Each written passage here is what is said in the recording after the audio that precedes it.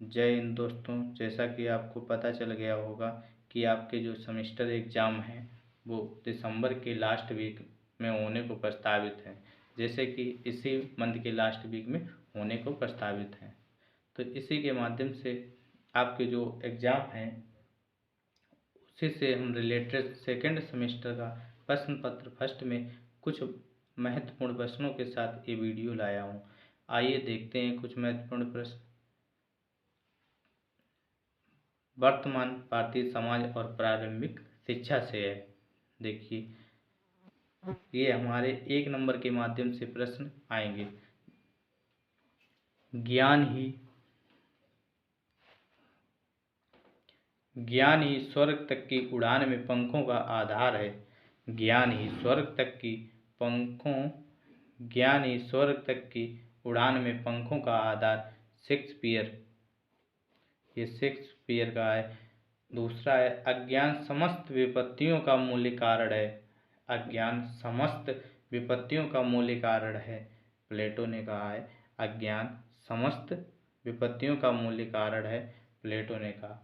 अज्ञानी रहने की अपेक्षा जन्म ना लेना ही बेहतर है, मतलब अज्ञानी रहने की अपेक्षा जन्म ना लेना ही बेहतर है, प्लेटो ने कहा। अज्ञान ना रहने की अपेक्षा हमें जन्म ना लेना ही बेहतर है, प्लेटो ने। शिक्षा का विस्तृत अर्थ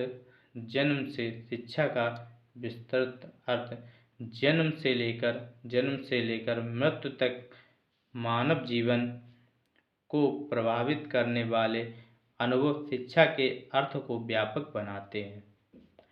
शिक्षा के ध्रुव कितने हैं? शिक्षा के ध्रुव 3 हैं।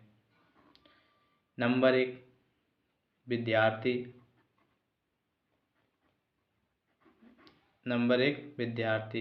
नंबर 2 शिक्षक, और जो विद्यार्थी हैं शिक्षक हैं, इसके साथ में नंबर 3 पे पाठ्यक्रम।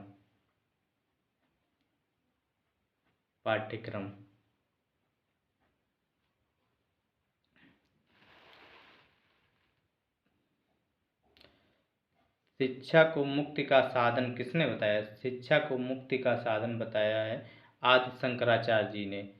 ब्रह्मा सत्यम जगत मिथ्या, ये भी किसने बताया है? आदि शंकराचार्य जी ने।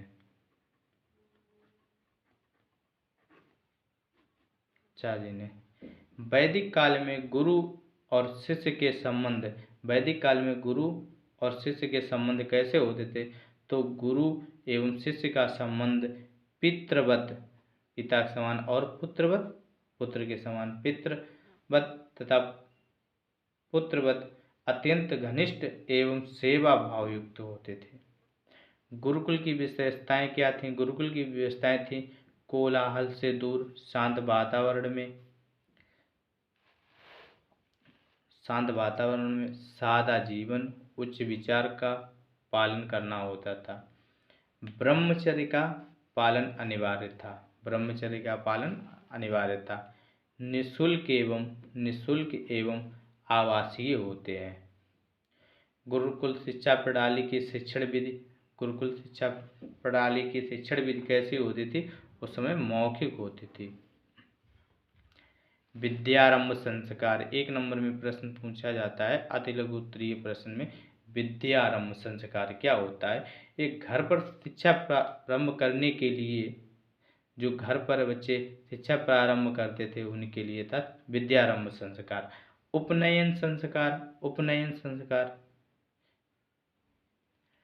घर से गुरुकुल में गुरु के पास जाकर शिक्षा प्राप्त करने के लिए किया जाने वाला संस्कार था गुरुकुल संस्कार। उपनयन संस्कार था। समावर्तन संस्कार